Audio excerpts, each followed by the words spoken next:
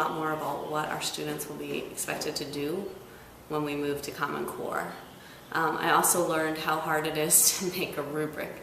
It was really tough making that rubric. The One Dorchester project collaboration allowed us to unpack the Common Core in a meaningful way, to begin to look at ways to better prepare our students to achieve on performance task-based assessments. In this process of collaboration, I learned that it can take some time to come up with a consensus around a particular item. I think one of the biggest learning pieces was that communication is key, and making sure everyone in the group was on the same page with what we were doing and how we were doing it was one of the biggest things. I learned that teaching is pretty much the same everywhere, no matter where you are, at a Catholic school, at a traditional public school, or a charter school, that teaching is difficult. Students hold the same misconceptions, and that working together actually on our common issues can be constructive. And I think the data showed us a lot. I think one thing it showed us is that our students are missing a little bit of a resiliency piece in problem solving. The data from our assessment showed me two things. One, if I take a really math teacher perspective and zoom really in, is that our students largely didn't know how to solve a system of equations in a context of a real world problem. But I think it's more useful to zoom out and take a global perspective, and what they struggled with was taking a verbal scenario and breaking it down and interpreting it and coming up with a solution to a whole scenario and explaining that solution particularly.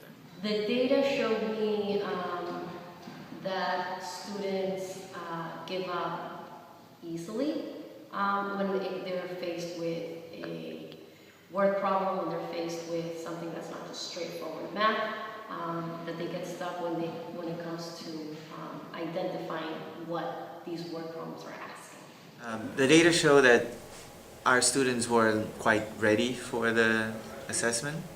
I think we can do a lot better job about the formative assessments again. The thing that we realized is that a rubric can actually be really limiting if written by a bunch of math teachers, not considering what students might actually. Problem solving and using and getting other skills from other classes and synthesizing them together, the English skills, bringing together their background knowledge or creating more background knowledge even outside of math, that's really what I should be teaching, and I should be teaching that a much higher percentage of the time, and that should always be my goal of any time I'm doing any problem. I should have in mind how fast can I get to that real authentic context. When we saw the students take the test and grapple with it, I would say that was definitely an aha moment of, oh, I'm not teaching this well enough in my classroom. I'm not giving enough assessments that ask them to do this. So they're going to struggle with it until I change my instruction to match that. Our biggest hurdle, we were a pretty awesome group, actually. I would say the biggest hurdles were just time. Everything took a little longer than we thought. And making the rubric was a pretty tough challenge for us. But in general, I feel like we really worked well together as a group and worked towards that goal of making the assessment. The biggest hurdle as a group probably was the meeting times. It was a little challenging figuring out a time where everybody could meet. I think the group did a great job at working together to create one final product that we all feel like we had a voice in. we're probably most proud of that we actually did it. That in a year's time, we all managed to meet together several times, decide on what we wanted to design, come up with an idea for a task, actually make it, give it, and then finally refine it and make it even better based on looking at student work. I think if we look at our overall collaboration and the sort of open environment we have in being able to critique others and look at results and be honest about what we're seeing, I think we should be really proud of that. I think the group is most proud of the fact that we do have a task that is challenging and that addresses a lot of the standards that we want the students to be able to have a good understanding of. I think that we are most proud of the task that we came up with, even though there's obviously a lot of things that need to be fixed, including the rubric and the way things are worded. But I think as an overall task, we did a pretty good job. The data from our assessment was a little painful as the Algebra 1 teacher.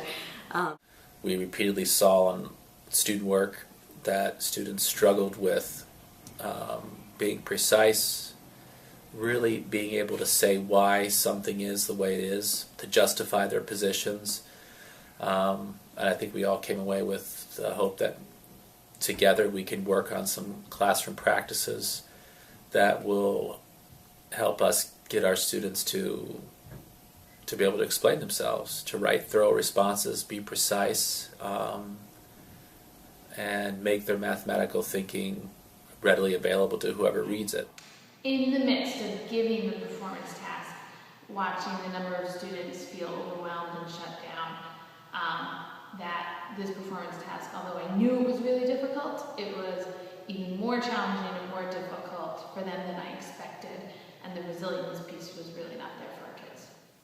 When looking at student work, we noticed that many students had a challenge really explaining themselves or providing evidence of their solution. So we know that one of the things we need to look at in the future is how to better prepare our students to provide evidence-based solutions. One of the things we learned from ourselves that whatever we demand from our students is what they give us. So we have to relook at how we phrase questions, how we ask questions on our formative assessment. That would in return lead to our students providing some very detailed explanation of their answers. My aha moment was when we all realized that we thought pretty much the same way, and this happened a couple of times. First, it happened when we were making basic decisions about what kind of problems we wanted, what kind of things we wanted, broke up into teams, came back together, and we all had the same answer. The second one was when we came up with the rubric and realized that we all did the task in the same way. However, that was very different than the way the students answered the task. I guess my aha moment was, throughout the year, was just the attention to detail and precision, both in running meetings, but also in the development of the task itself. I think my aha moment was when we got the results back and we just sort of started naturally talking about how it could flow into our classroom practices. And I thought that was going to have to be more of an intentional thing, but it really was just natural for all of us. I think the biggest aha moment probably comes when it's obvious that we all have come to a consensus and that we agreed on the test items, and that the test items actually make sense and are appropriate for the students. How much better an assessment can be when there's 9 heads looking at it instead of just 1. Learned about some really cool people through the process. One of the things that we're proud of is being able to come up with a common assessment and implement that assessment in a short time frame. I hope that we can take how we did on this task and how students did and all the stuff that we learned and be able to apply it in the classroom, especially in the Algebra 1, but it's kind of keeping in mind the word problems and how to teach students how to answer. My hopes and goals for next year is that we do a lot better job about the formative assessments, making sure that the students have enough time to work on the formative assessments so they can be better prepared for the final task. My hopes and goals for next year, so I'm really excited to work towards changing our instructions so that we can get better results on the assessment, and we know that our students are better prepared to justify their answers and to make claims and give evidence and cite that evidence. One of our goals for next year will begin to not only look at implementing some changes in our instructional practice that would allow students to provide better written explanation of their work and being able to explain and interpret their solution, but also to begin to roll it out to other classes as well. One of the most enjoyable moments was being able to collaborate with other math teachers and better preparing our students to do well. Obviously, one of my biggest hopes is that we can revise what we already have so that it's able to be used in a more effective way, especially with the rubric. My